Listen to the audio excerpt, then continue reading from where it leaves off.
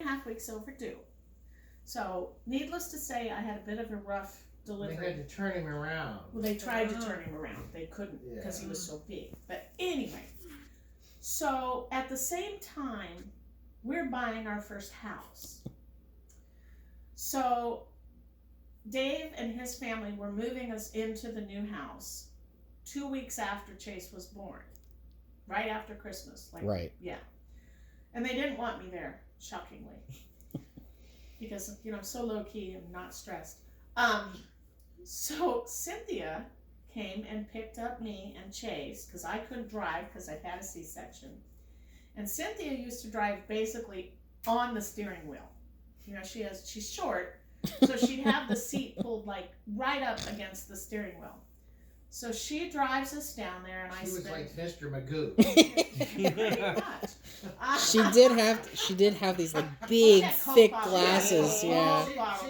She's had cataract surgery since then, so she can see better, but she still has. She had the Coke bottle glasses too. Yeah. Oh, and I wanted to be driving with her like I wanted to be stabbed with a sharp fork. But anyway, it got worse. So I went and spent all day at my mother's house with him. So finally, I talked to Dave, and I can go ahead and come home.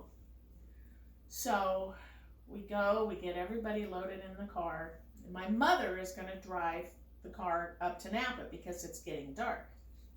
And they lived in Benicia on the water, and it's rocky and hilly and everything. So getting up to their driveway, you had to go up. It was this over. Circular driveway, and it was gravel. It was a gravel and driveway. And it sat way up here at the top. So, but my mother gets in Cynthia's car, and Chase was behind the driver's seat, and he was fuss, and I was like, I should just take him out and nurse him, I should just deal with this and everything, but I didn't, thank God, because my mother gets in the driver's seat, Cynthia's in the passenger seat, I'm in the back seat next to Chase, and my mom is revving the accelerator. Vroom, vroom, vroom, vroom, and I'm like, so then she put it in reverse,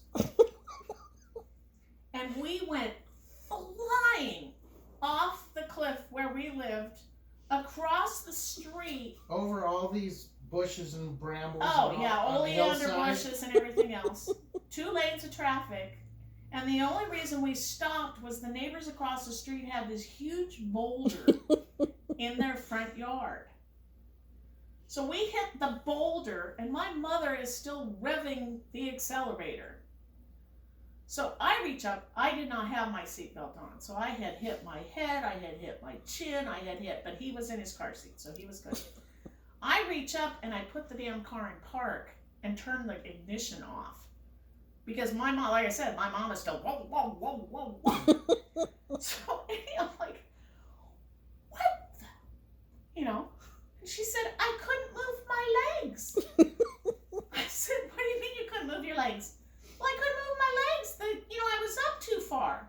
I said, well, then why didn't you put the seat back? Well, I didn't want to bother the baby. I said, well, I guarantee you bothered the baby. So anyway, about that time, there's a knock on Cynthia's side of the window. Cynthia rolls down the window, and she's like, good evening, Edna. And Edna turns and says, oh my God, they were from Britain. Yep. Oh my God, Tommy, it's Agnes and Cynthia. Just little posh lady coming out. Oh my God, Tommy, it's Agnes and Cynthia. Smashed into our boulder. The punchline of that just kills me. Cynthia says, I'm so sorry about your rock. And her husband's like, don't worry about the rock. You need to worry about your car. So Cynthia gets out. Well, there's this V in the back. It was a station wagon. So there's this V in the back of her car from this boulder. So all I'm thinking is, let me drive. Please let me drive. Chase stopped squawking, though. He never made another sound. So anyway, they get calmed down. Edna, and Tom makes sure that, we're not bleeding anywhere or anything. So my mother moves the seat back, thank God. So we drive to Napa, and the whole way, don't tell David, whatever you do, don't tell David. You can't tell David, don't tell David, please don't tell David, don't tell David. She pulls into the parking lot, she slams it into park, she jumps out of the car, he comes out of the house, and she throws herself on him. And she's sobbing in his ear, and you couldn't understand what she was saying. And she talked really, really loud, louder than Dana, because she was half deaf. So she's screaming in his ear, and he's mouthing over the top of her shoulder, okay. Yeah, we're fine, we're good. Yeah, just get me away from these crazy people. So anyway. She's like, I'm sorry. She's like, what? Cracked right away. Fine. Chase is fine. Cynthia's car, not so fine.